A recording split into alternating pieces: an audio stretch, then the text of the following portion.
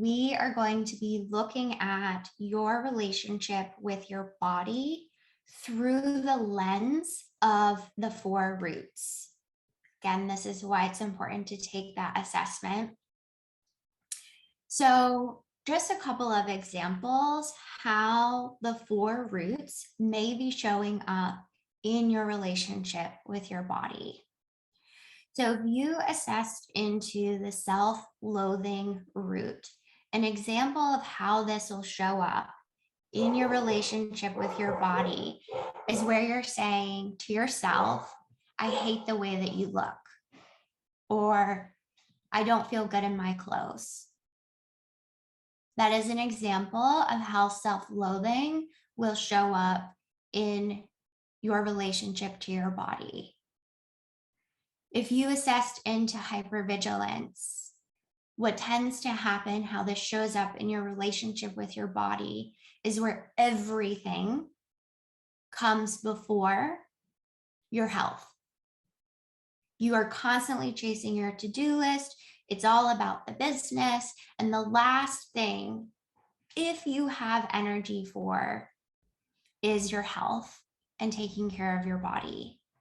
So much so that your body is screaming at you, whether it's through cravings, compulsive eating, or other compulsions, to pay attention.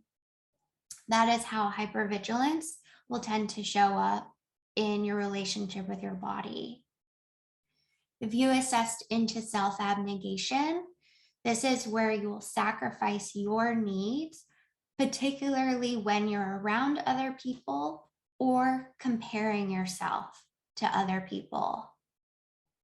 This is where you won't rest when you're tired, where you're not eating when you're hungry, or where you're labeling your needs, your desires as selfish, where you feel guilty for speaking up, and you won't even speak up at all for what you need and what you want.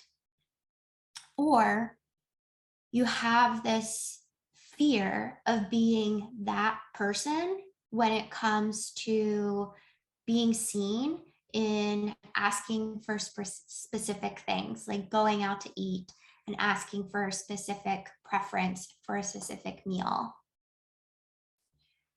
Fear, this will show up in your relationship with yourself and your body as an internalized belief that there is something wrong with you or your body. And it usually will show up as a kind of silent mantra of, I can't fill in the blank. I can't lose weight. I can't do that. I can't fill in the blank. So these are just some examples of how the four roots are connected to our relationship with our bodies.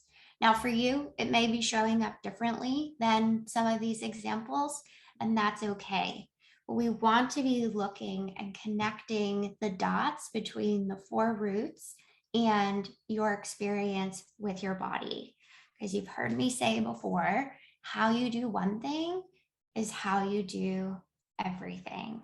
How we do our relationship with food is how we do our relationship with life, because the common denominator is you in all of it.